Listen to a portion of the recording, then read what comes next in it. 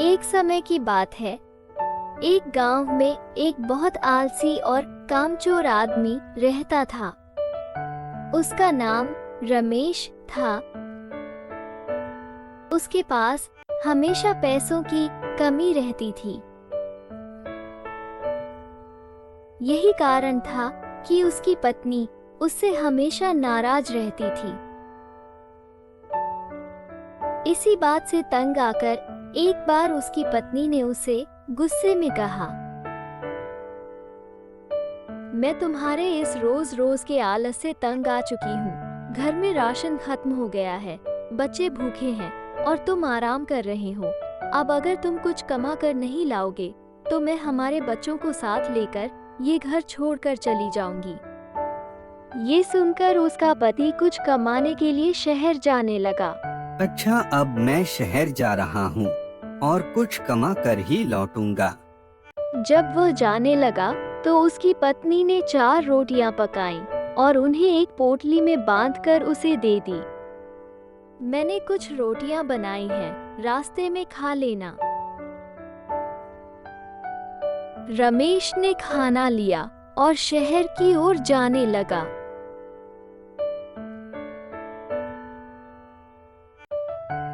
रमेश अब एक छोटे, शांत और सुंदर जंगल से होता हुआ शहर जा रहा था। शहर की ओर चलते चलते अब शाम हो गई थी और उसे भूख भी लग रही थी। वो एक कुएं के पास रुका और सोचा कि यदि वो 4 रोटियां खा लेगा तो कल उसके पास खाने के लिए कुछ भी नहीं बचेगा। तो उसने अपनी पोटली खोली और कहने लगा, 1 खाऊं, 2 खाऊं, 3 खाऊं या चारों ही खा जाऊं। उस कुएं में 4 परियां रहती थीं। या चारों ही खा जाऊं। रमेश की आवाज कुएं में गूंज रही थी। जब उन्होंने उस आदमी की बातें सुनी तो वे डर गई। उन्होंने सोचा कि यह जरूर ही कोई राक्षस या दानव है जो उन्हें खाना चाहता है। ये सोचकर वो कुएं से बाहर निकली और कहने लगी,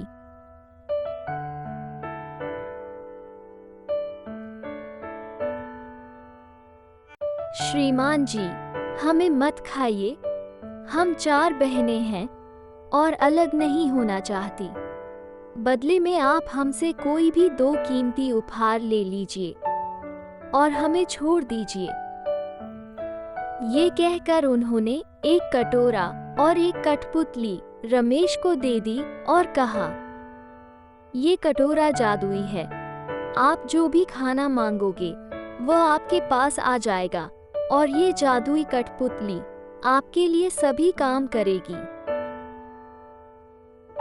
रमेश उपहार पाकर बहुत खुश हुआ और जिस रास्ते से आया था उसी रास्ते से वापस घर जाने लगा। लेकिन बहुत रात हो चुकी थी, इसलिए उसने पास के एक गांव में रात बिताने की सोची। पास के गांव में सुनसान गलियों से होता हुआ वो एक घर में गया और घर के मालिक से कहा,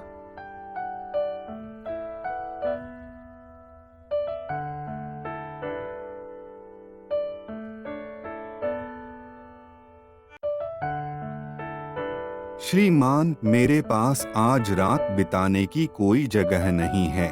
कृपया मुझे अपने घर में रात बिताने की अनुमति दें। बदले में मैं आपको स्वादिष्ट भोजन खिलाऊंगा। घर का मालिक मान गया। आदमी ने कटोरे से स्वादिष्ट भोजन मांगा और कठपुतली से बर्तन साफ करने को कहा। कठपुतली, जाओ बर्तन साफ करो। हमारे खाने के लिए स्वादिष्ट पकवान हाजिर हों। जब घर की मालकिन ने ये जादू देखा तो उसने कटोरा और कठपुतली चुराने की सोची।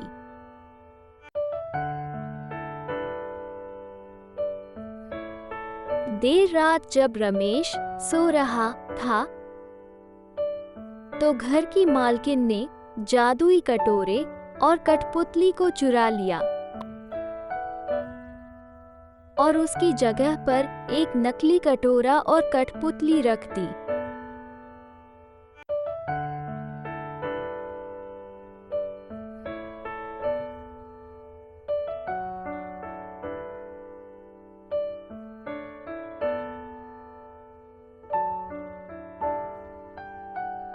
दूसरे दिन रमेश सुबह जल्दी जल्दी घर जाने लगा।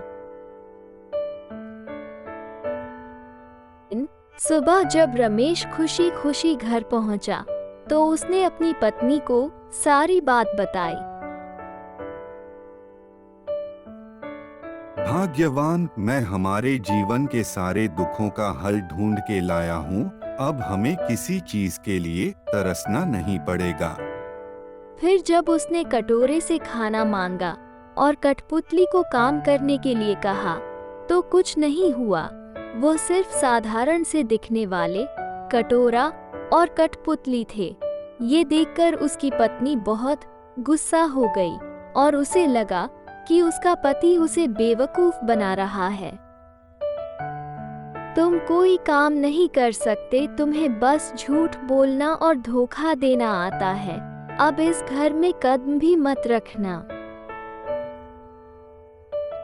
हताश होकर रमेश फिर उसी कुएं के पास पहुंचा और जोर जोर से रोने लगा। उसकी रोने की आवाज सुनकर चारों परियां बाहर आईं और पूछा कि क्या हुआ। उसकी कहानी सुनकर परियों ने कहा, हमने डर के कारण तुम्हें ये कीमती वस्तुएं दे दी। ऐसा लगता है कि हमारे साथ धोखा हुआ है, लेकिन तुम्हारी हालत देखकर हम तुम्हें माफ कर रहे हैं। कोई बात नहीं, हम तुम्हारी मदद करेंगे। ऐसा लगता है जहां आप पिछली बार रुके थे, आपका जादुई सामान उसी घर में चोरी हो गया है। इस बार हम तुम्हें एक रस्सी और एक छड़ी दे रहे हैं। इस बार भी तुम उसी घर में जाओ, तुम जिसे भी चाहोगे ये रस्सी उसे बांध देगी और यह छड़ी वही करेगी जो तुम कहोगे। इन दोनों की मदद से आप उसे आसानी से पकड़ सकेंगे जिसने आपकी दोनों जादुई वस्तुएं चुराई हैं। रमेश रस्सी और लाठी लेकर चला गया। अब वो उसी घर में गया जहां पिछली बार रुका था। वहां पहुंचकर उसने घर के मालिक और मालकिन को रस्सी से बांधने का आदेश दे दिया और डंडे से उन्हें पीटने का आदेश दिया। जब वे काफी देर तक मार खाते रहे तो आखिरकार वे रोने लगे और हाथ जोड़कर रमेश से माफी मांगने लगे और उन्होंने चोरी हुआ जादुई कटोरा और कठपुतली वापस करने का वादा किया। तो रस्सी और छड़ी रमेश के पास वापस चली गई। रमेश अपना जादुई कटोरा और कठपुतली लेकर उसके घर आया और अपनी पत्नी को दिखाया। उनका करिश्मा देखकर उसकी पत्नी खुशी से नाचने लगी। अब उनके पास किसी चीज की कमी नहीं थी। इतना ही नहीं, रस्सी और छड़ी उन्हें दुश्मनों से भी बचाते। इसके बाद रमेश और उसका परिवार खुशी से रहने लगा।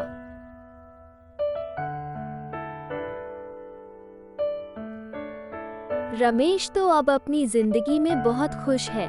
अगर आप भी खुश होना चाहते हैं तो हमारे चैनल सोनी टून्स टीवी से जुड़े रहें। ऐसे ही और मनोरंजक वीडियो के लिए चैनल को सब्सक्राइब करें, शेयर करें और वीडियो को लाइक करना ना भूलें। वीडियो को अंत तक देखने के लिए धन्यवाद।